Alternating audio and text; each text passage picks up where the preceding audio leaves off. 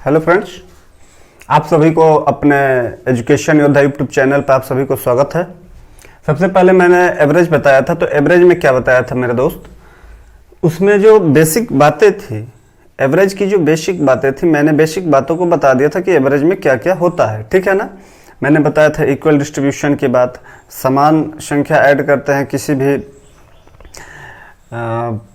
Average अगर दिया रहता है तो उसमें समान संख्या ऐड करते हैं तो उस पर क्या प्रभाव पड़ता है, घटाने पे क्या प्रभाव पड़ता है, गुणा करने पे क्या प्रभाव पड़ता है उसके एवरेज पे। बात ये बताया था ना, क्रमागत संख्या का कंसेक्यूटिव की बात की थी। तो अब देखिए इस पे क्या है ना कि हमको बेसिकली अब केवल क्वेश्चन करना है। ठीक है, question back to back question करना है। अब इससे क्वेश्चन करना है तो मैं क्या करूंगा कि जो 10 टाइप है, इसमें टोटल 10 टाइप के क्वेश्चन आते हैं, तो 10 टाइप में सभी में से बढ़िया 5-5 क्वेश्चन 6-6 क्वेश्चन करा दे रहा हूं। ठीक है। अब जब ये 5-5 6-6 क्वेश्चन करा दूंगा तो आपको पता चलेगा कि जो वही टॉप लेवल के क्वेश्चन करा दे रहा हूं। ठीक है ना। जब ये 5-6 क्वेश्चन करा दूंगा तो एक ही टाइप के क्वेश्चन तो कराएंगे नहीं। कहने का मतलब ये नहीं कि अंक बदल बदल के दे रहा है, तो ऐसा नहीं। मैंने जिस टाइप 1 में कराएंगे तो टाइप 1 में 5-6 क्वेश्चन कराएंगे तो उसके हर सारे क्वेश्चन का थोड़ा लैंग्वेज चेंज रहेगा। बात समझ में आ रही। तो ऐसे कराएंगे तो सारे अगर टाइप वाइज में खत्म कर देता हूं तो आपका पूरा एक चैप्टर का क्या होगा, ओवर व्यू मिल जाएगा। और उसके बाद मैं ये कहता हूं कि जैसे मान लीजिए कि टाइप 1 है तो टाइप 1 का मैंने क्वेश्चन करा, तो टाइप 1 का क्वेश्चन कराने पे क्या होगा कि आप सबसे पहले क्या करिएगा कि जो एसएससी वाली किरण पब्लिकेशन की किताब होती है इतनी मोटी, वो या आर.एस. अग्रवाल या जो भी हो आपके मन में, एच.डी. यादव, कोई भी किताब, मैं किसी किताब को प्रमोट नहीं कर रहा हूं। ठीक है ना।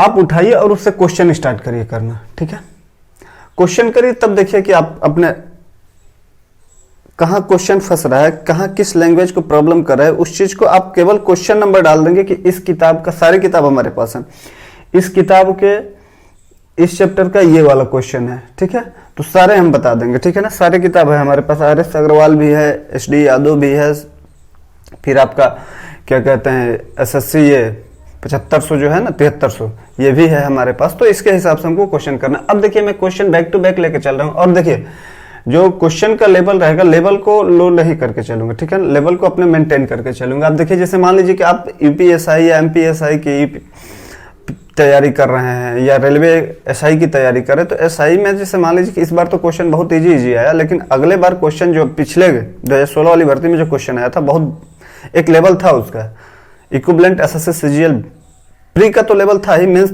नहीं कह सकते, लेकिन हम क्या कर रहे हैं कि मेंस के क्वेश्चन डायरेक्टली ले रहे हैं ताकि आपकी लेवल मेंटेन रहे। क्लियर है।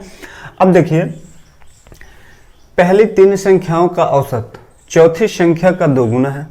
ठीक है, पहली 3 संख्याओं का औसत चौथी संख्या का 2 गुना है। यदि चारों संख्याओं का औसत क्या है, 12 है, तो चौथी संख्या ज्ञात करें। टियर 2 में पूछा है, 2013 में क्वेश्चन। क्लियर है।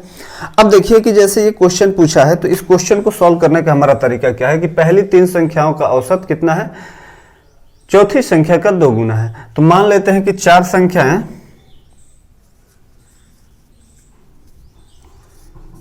4 संख्याएं हैं, तो 4 संख्याएं हम क्या क्या मान ले, तो देखिए ए बी सी डी। ठीक है ना। अब पहले 3 का औसत, ये पहले जो 3 है, इस 3 का औसत कितना दिया गया है मेरे दोस्त, तो ए प्लस बी प्लस सी चौथी संख्या के 2 गुने के बराबर दिया गया है। तो बाई 3 कर देंगे, बाई 3 ये 2D के बराबर हो जाएगा। भाई चौथी संख्या यही तो है ना। तो अगर हम आपसे पूछें इम्प्लाइज दैट, ये कितना हो जाएगा, A plus B plus C equals to कितना हो जाएगा, 6D हो जाएगा। क्लियर है।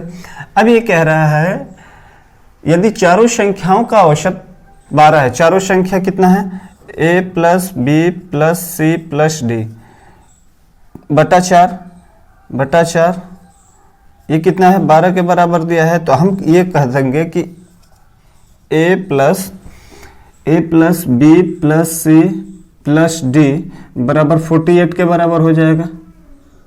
ठीक है ना। ये किसके बराबर हो जाएगा, 48 के बराबर हो जाएगा। दिखाई दे रहा है ना।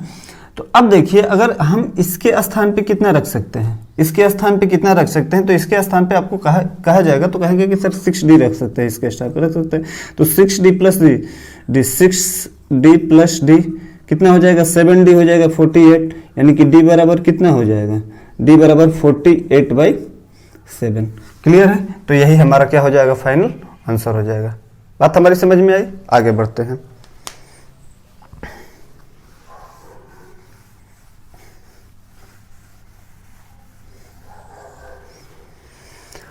अब समझिएगा, पहली तीन संख्या, हाँ पहला होगा ना, एक्स वाई और वाई जेड के औसत के बीच का अंतर 12 है। एक्स वाई और वाई जेड के औसत के बीच का अंतर कितना है? 12 है। एक्स और जेड के अंतर क्या है? एक्स और जेड के अंतर क्या है? अब देखिए इनका औसत का अंतर 12 दिया है, तो देखिए एक्स प्लस वाई अपॉन 2, दो संख्याओं का औसत। अब माइनस दिया है कि y minus y plus z upon 2, ये कितने के बराबर दिया है? 12 के बराबर दिया है। क्लियर है? क्लियर है? तो अब हम इसको कर दें तो x plus y minus z upon 2 equal to 12, यही दिया है। तो अगर हम आपसे ओवरऑल पूछें तो x minus z equal to कितना हो जाएगा? 24, यही हमारा पूछा गया था। क्लियर है? बात समझ में आई? मैम समझते जाइए। ठीक है मेरे दोस्त। कह रहा है ए और बी का औसत आय 200 रुपया है, सी और डी की औसत आय 250 रुपया है, ए बी सी डी का औसत आय कितना होगा? ठीक है, अगर हम पूछ ले कि इसका औसत आय दिया है तो देखिए ए प्लस बी का औसत आय 200 रुपया है, तो ए प्लस बी का योग कितना हो जाएगा? योग कितना हो जाएगा? सम कितना हो जाएगा इसका भाई? तो 400 रुपया हो जाएगा। क्लियर है? ए प्लस बी बाई 2 होता है, 2 से मल्टीप्लाई कर देंगे, 400 रुपया हो जाएगा। Clear? C plus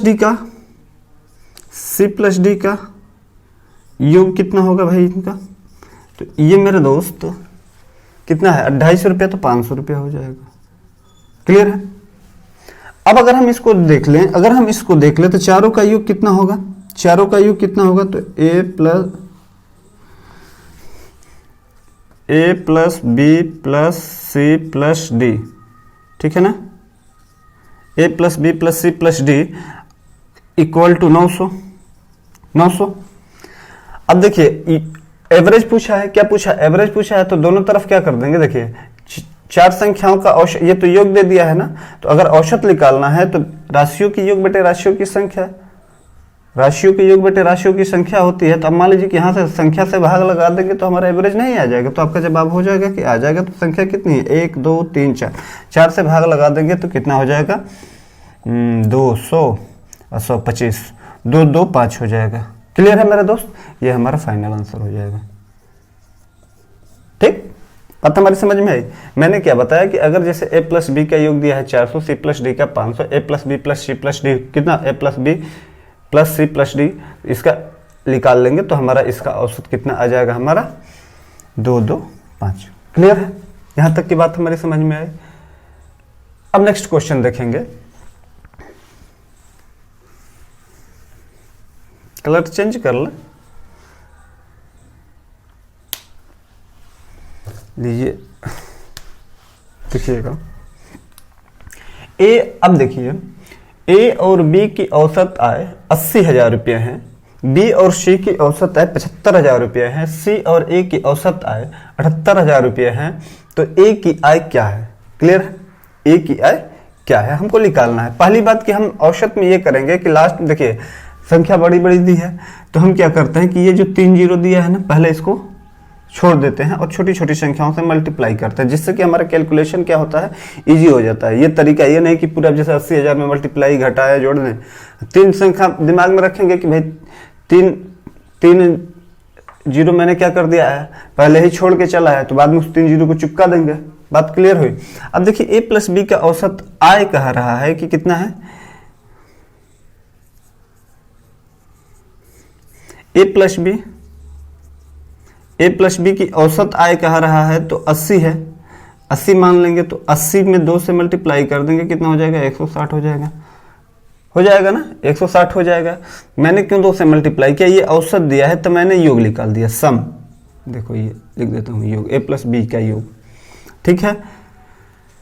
B plus सी का योग, बी प्लस सी का योग कितना हो जाएगा?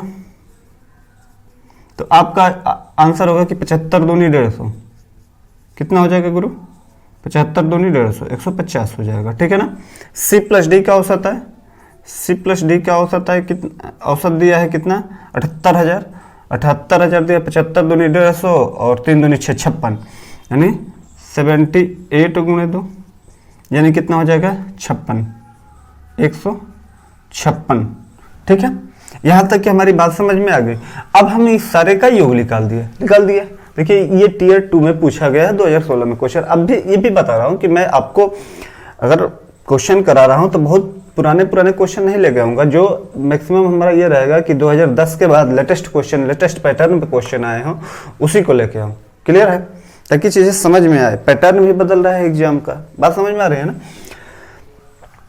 तो जैसे अब मान लीजिए कि हमने ये निकाल लिया, हमको क्या निकालना है। सबसे पहले हम देखते हैं कि ए की आय क्या है। ए निकालना है। तो अगर मान लीजिए कि हम अगर इसको और इसको घटा देते हैं, तो बी से बी कैंसिल आउट, और बच कितना जाएगा, ए माइनस सी हो जाएगा। इधर कितना बच जाएगा, 10 बच जाएगा, सॉरी, ठीक है ना, 10 बच जाएगा। अब देखिए कि यहां से क्या कर देंगे कि इसको ऐड कर देंगे तो ए प्लस सी कितना हो जाएगा, ए माइनस डी। एक सेकंड, ये क्या दिया है, ए बी बी सी, ओहो डी नहीं है ना, डी नहीं है, ये डी नहीं है, ठीक है। ये डी कहाँ से आया, सी। तो बी से बी कट गया तो ए प्लस बी की औसत आया, सी बी प्लस सी की औसत आया, इतने सी प्लस ए है, ठीक है ना, सी प्लस ए है, ध्यान दीजिएगा, ठीक है ना।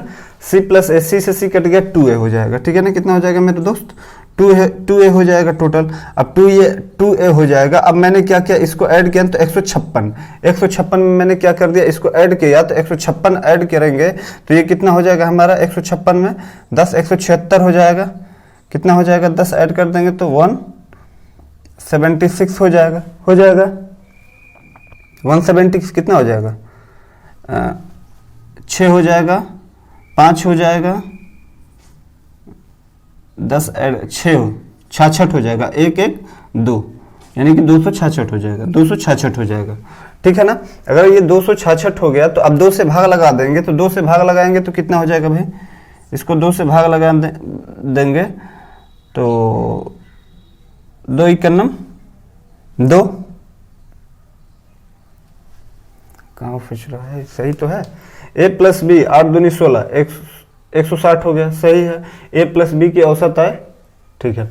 बी प्लस सी की औसत है 75 दूनी 150, बी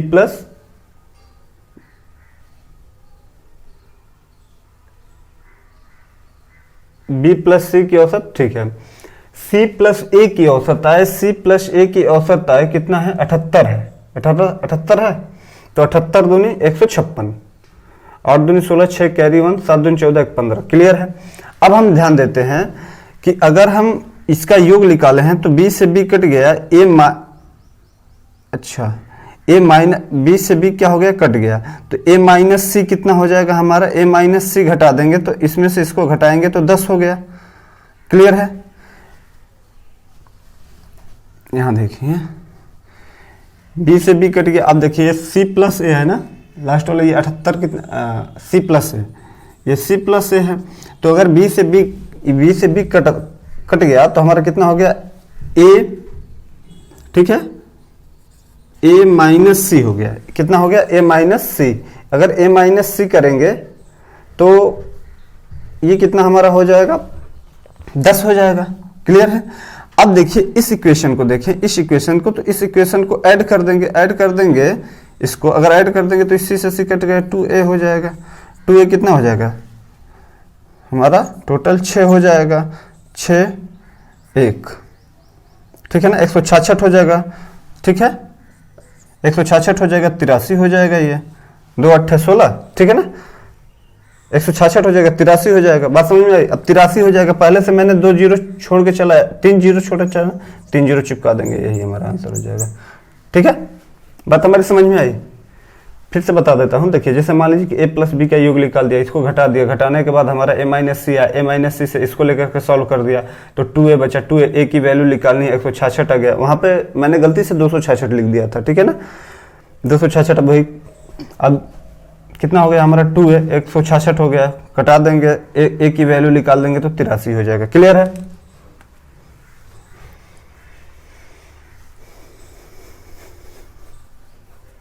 चलिए एक क्वेश्चन मेरे दोस्त दिया गया है, एक क्वेश्चन दिया गया है हमारा, एक क्वेश्चन दिया गया 11 संख्याओं का औसत 7 है, प्रत्येक संख्या को दोगुना कर दिया जाए, दोगुना कर दिया जाए तो औसत पे क्या प्रभाव पड़ेगा। ठीक है, तो जैसे मान लीजिए कि कोई भी संख्या दी गई हो। अब देखिए यहाँ पे थोड़ा एक कॉन्सेप्ट समझना है, कॉन्सेप्ट मेरे दोस्त ये समझना है कि कोई भी संख्या दी गई हो।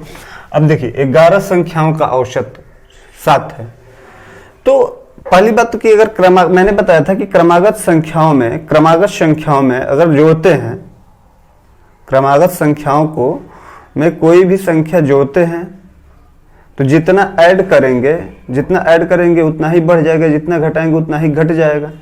ये चीजें बताया था, जिससे मल्टीप्लाई करेंगे तो उतना ही क्या हो जाएगा, मल्टीप्लाई हो जाएगा। तो क्या होगा कि जैसे मान लीजिए कि 11 संख्याओं का औसत कितना है, का औसत 7 है, प्रत्येक संख्या 2 गुना हो जाए, प्रत्येक संख्या 2 गुना हो जाए तो औसत पे क्या प्रभाव पड़ेगा, ये हमारा क्वेश्चन दिया गया। देखिए इसमें केवल इस क्वेश्चन को करना नहीं है, इसमें केवल कॉन्सेप्ट है, कॉन्सेप्ट को समझिएगा। ठीक है, क्या है, कॉन्सेप्ट है, कॉन्सेप्ट को समझिएगा। मैंने ये बताया कि कभी भी जब आपको औसत वगैरह निकालना है तो मैंने बताया था कि इक्वल डिस्ट्रीब्यूशन है। क्या है, इक्वल डिस्ट्रीब्यूशन है, यही बताया था। तो इक्वल डिस्ट्रीब्यूशन के सिनेरियो में जैसे 11 संख्याओं का औसत 7 है, प्रत्येक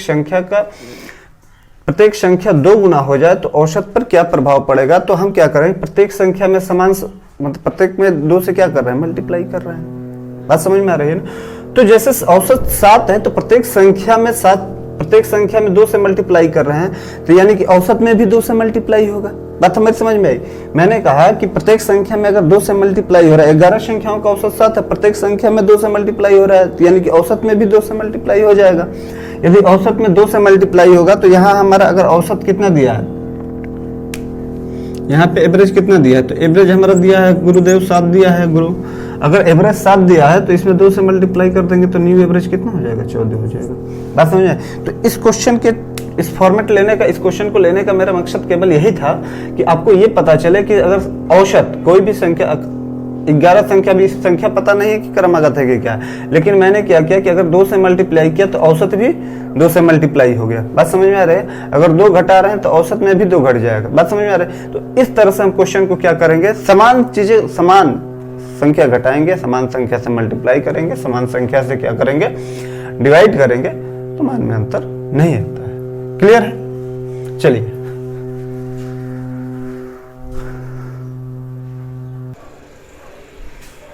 चलिए दोस्तों, फिर क्वेश्चन देखिए, ये टाइप 2 के क्वेश्चन है। टाइप 2 के मैंने फिर 5 क्वेश्चन लेके आया है, इसको देखिएगा।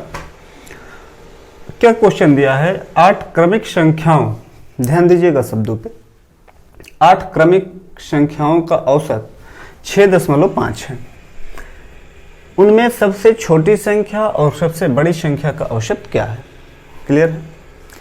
लैंग्वेज पे ध्यान दीजिएगा। देखिए हम इस हिसाब से चीज़ों को पढ़ रहे हैं जिससे एकदम बेसिक स्टूडेंट कुछ नहीं जानता है, औसत कुछ नहीं जानता कि औसत क्या होता है, वहाँ से हम लेके लेवल चल रहे हैं, सबको समझ में आएगा। ऐसा है नहीं, मैथ का कोई हवा नहीं है, बस थोड़ा लैंग्वेज। और देखिए क्वेश्चन की लेवल भी एकदम मेंटेन करके चलूँगा, लेकिन मैं आपको लैंग्वेज का खेल क्या होता है अर्थमेटिक में, ये चीज़ें समझाना केवल चाह रहा हूँ। ठीक है, मेरा उद्देश्य ये नहीं है कि 240 क्वेश्चन लाए, 40 क्वेश्चन ला के करा दिए, ऐसा नहीं। मेरा उद्देश्य है कि लैंग्वेज वो चेंज करता है तो क्या चेंज करेगा। ठीक है, तो आप लैंग्वेज पे पकड़ बना लेंगे तो क्वेश्चन अपने आप निकलेगा। ठीक है, सबसे पहले मैंने अपने एनालिसिस में यही चीज़ें देखा है कि बच्चे लैंग्वेज नहीं पकड़ पाते हैं। अर्थमेटिक में यदि आप लैंग्वेज पकड़ लिए और एडवांस में जो है आप कॉन्सेप्ट पकड़ लिए तो आपका 100% मैं कहता हूँ कि क्वेश्चन सॉल्व होगा। अब जैसे मान लीजिए कि 8 क्रमिक संख्याओं का औसत 6.5 है, उनमें सबसे छोटी संख्या सबसे बड़ी संख्या का औसत क्या बताया था। तो मैंने बताया था आपको, मैंने क्या बताया था थ्योरेटिकल पार्ट में, इसके पीछे वाले जस्ट वीडियो में बताया था कि गुरु अगर क्रमिक संख्याएं हैं तो जैसे मान लीजिए ये ऐसा दिया गया है, यही दिया है ना, तो ये हमारे बीच क्या चीज़ें औसत होती है। बीच की चीजें क्या होती है, औसत होती है। मान लीजिए कि ये बीच वाला, अगर मान लीजिए कि यहाँ भी एक दे दिया तो इन दोनों के बीच की चीजें औसत हो जाएगी, ये वाली हो जाएगी भाई। इधर भी अगर मान लेते तो इधर भी 4 इधर भी 4, तो ये बीच वाली औसत हो जाती है।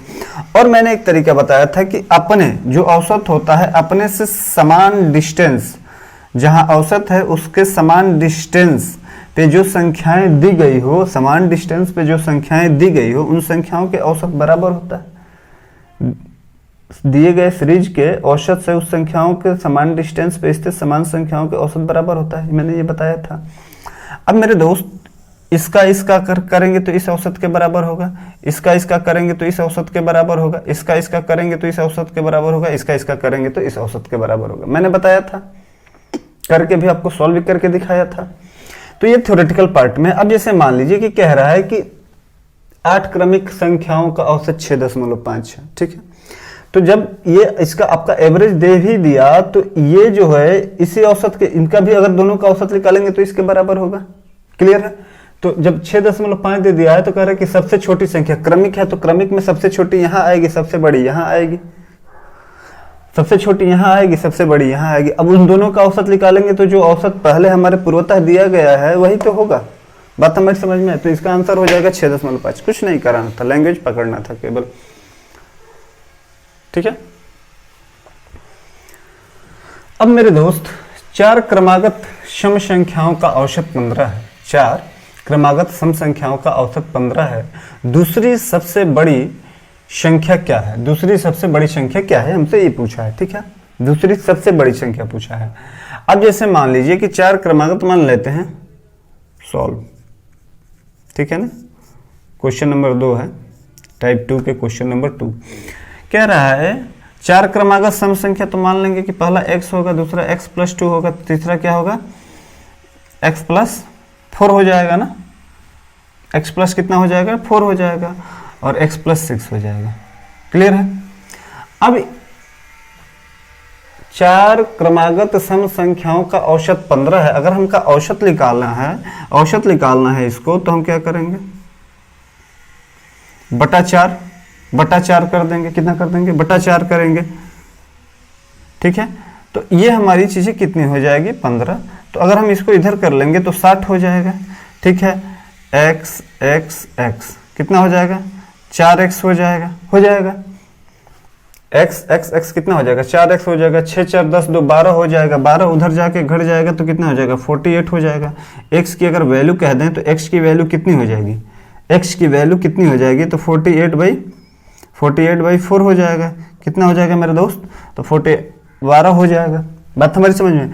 अब ये जो हमारा 12 दिया गया है, कह रहा है कि ये तो हमारी सबसे छोटी संख्या है, लेकिन क्वेश्चन देखिए क्या कह रहा है। क्वेश्चन कह रहा है दूसरी सबसे बड़ी संख्या। अच्छा, दूसरी सबसे बड़ी तो ये होगी, दूसरी ये होगी भाई, सबसे बड़ी तो ये होगी और दूसरी ये होगी, तब ये। बात समझ में? तो इसी में क्या कर लेंगे कि x की वैल्यू रखेंगे, तो हमारा टोटल फाइनल आंसर कितना आ जाएगा मेरे दोस्त, तो 12 + 4 16 हो जाएगा। क्लियर? बात यहां तक कि हमारी समझ में आई। नेक्स्ट क्वेश्चन देखिए बैक टू बैक क्वेश्चन मैं लेके आऊंगा अब, ठीक है ना। इसमें आपको थ्योरेटिकल, अब मैं सारे टाइप के, क्या लैंग्वेज पे क्वेश्चन बनाएगा, सारे टाइप के मैं क्वेश्चन को करा दूंगा, ठीक है। उसके बाद आप क्वेश्चन उठाइए, क्वेश्चन करिए, तब आपको समझ में आएगा कि किस हिसाब से चल रहा है मैटर। अब ध्यान दीजिएगा, 9 क्रमिक संख्याओं का औसत। ध्यान दीजिएगा लैंग्वेज पे, मैं इस, अब ये मत देखिए कि CHSL का क्वेश्चन, नहीं, लैंग्वेज देखिए क्या प्रयोग किया है ये, ठीक है ना। लैंग्वेज का सब खेल है।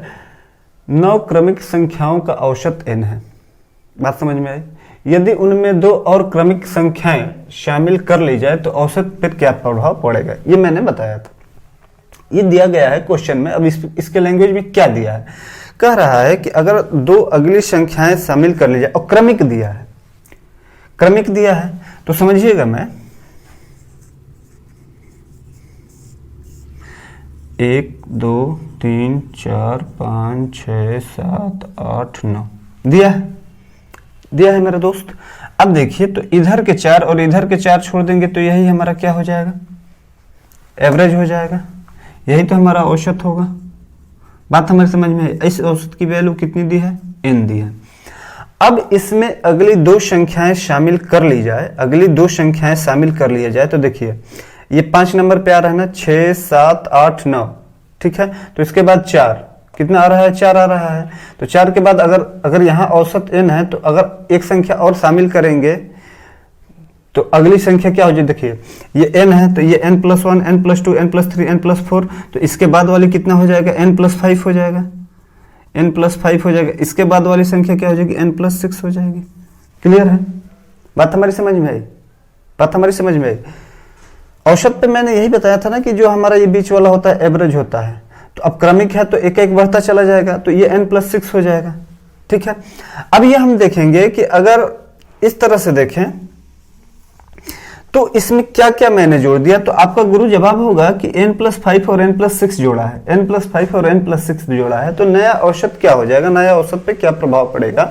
तो मैंने देखा कि 1 2 3 4 5 6 7 8 9 10 11 संख्याएं हैं, 11 संख्याएं हैं, और 11 संख्याओं में मैंने n+5, तो ये n तो कॉमन है, 6 5 11, इसमें मैंने क्या कर दिया, 11 संख्याएं और जोड़ी, 11 और ऐड हुआ है, तो 11 ऐड हुआ है, तो मैंने ये कहा कि जो एवरेज होता है, एवरेज क्या होता है, average as a equal distribution, तो 11 भाग में बट जाएगा। तो जो पहले औसत n दिया है तो अब वो औसत कितना हो जाएगा, n+1 हो जाएगा, नया औसत क्या हो जाएगा, नया औसत क्या हो जाएगा, देखिए लैंग्वेज को समझिएगा बस, नया औसत n+1 होगा। अब जो ये नया औसत n+1 होगा तो वो कह रहा है कि प्रभाव क्या पड़ेगा, या तो ऑप्शन में ये देगा, नहीं तो कह रहा है प्रभाव क्या पड़ेगा। तो प्रभाव की बात अगर कहे तो प्रभाव में क्या हो जाएगा कि औसत में 1 की वृद्धि होगी, 1 की वृद्धि होगी। क्लियर है मेरे दोस्त, बात समझ में आई यहाँ तक की लैंग्वेज। तो इस तरह से देखिए क्वेश्चन का लैंग्वेज, ये क्वेश्चन लेने का बस केवल मोटो यही था कि इसके लैंग्वेज क्या कह रहा है, लैंग्वेज पे ध्यान दीजिए, ठीक है ना। आगे देखते हैं,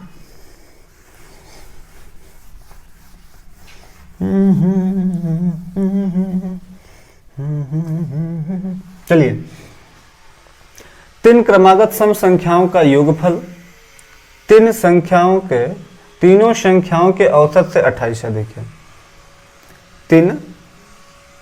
तीनों होगा यहाँ पे, ठीक है ना। 3 क्रमागत सम संख्याओं का योगफल तीनों संख्याओं के औसत से 28 से अधिक है। अगर मान लीजिए कि अगर सॉल्व, ठीक है मेरे दोस्त, अगर 3 क्रमागत लेते हैं तो पहला मान लेते हैं कि हमारा पहला क्या है, n है, एक पहला मान लेते हैं कि क्या है, हमारा सम संख्या x है, पहला x है, x+2 x+4, ठीक है। अगर हम तीनों का कह रहा है ना कि 3 क्रमागत सम संख्याओं का योगफल, अगर तीनों का योगफल देखें तो योगफल हमारा कितना हो जाएगा, ऐड कर दिया, ठीक है। तीनों संख्याओं के औसत से 28 क्या है, अधिक है, तीनों संख्याओं के औसत से 28 से अधिक है। तो अब देखिए अगर औसत इसका लिखा लें तो देखिए x + x+2 + x+4, क्लियर है, बटा 3 हो गया। अगर 28 से अधिक है तो इसमें 28 ऐड कर देंगे, x 3x+6, 3x+6 हो जाएगा मेरे दोस्त, हो जाएगा ना। अब यहाँ देखेंगे तो 3x+6 हो जाएगा, अगर यहाँ भी देखें तो 3x+6/3 हो जाएगा, 28। अब देखिए ये 3 है, यहाँ से डायरेक्ट 3 कॉमन करके कटा देंगे, ना कि पहले यहाँ से नहीं, सबसे पहले यहाँ देख रहे हैं कॉमन हो रहा है, कट रहा है, ठीक है ना। 3x+6 = अब देखिए करेंगे जैसे ही ना तो ये हमारा कितना हो जाएगा, तो आपका उत्तर होगा क्या कि 2x कितना हो जाएगा मेरे दोस्त, देखो यहाँ से 3 कॉमन करेंगे, 2x+2 हो जाएगा, नहीं x+2 हो जाएगा, x+2 हो जाएगा +28। क्लियर है। अब देखिए 30 हो जाएगा, तो 3x इधर आएगा तो कितना हो जाएगा, 2x हो जाएगा, उधर कितना हो जाएगा आपका 28 2 30 24 हो जाएगा, कटा देंगे तो x = 12 हो जाएगा, ठीक है। तो क्या पूछा है इसमें, सबसे छोटी संख्या ज्ञात करना है, तो सबसे छोटी संख्या क्या हो जाएगा हमारा, यही x की वैल्यू हो जाएगी, ठीक है ना भाई। 3 क्रमागत पूछा है ना, तो सबसे पहले 12 होगी, 12 14 और कितना हो जाएगा 14 4 16, बात हमारी समझ में आई। तो इस तरह से हम क्वेश्चन को सॉल्व करेंगे, ठीक है। एक नेक्स्ट क्वेश्चन देखते हैं, बैक टू बैक क्वेश्चन करते रहिए, कोई दिक्कत नहीं है। देखिए मैं ये क्वेश्चन जो लेके आया हूं ना, एक ही टाइप भले एक हो, लेकिन लैंग्वेज चेंज हो, लैंग्वेज चेंज होगा तो आपको समझ में आएगा कि चीजें हो क्या रहा है।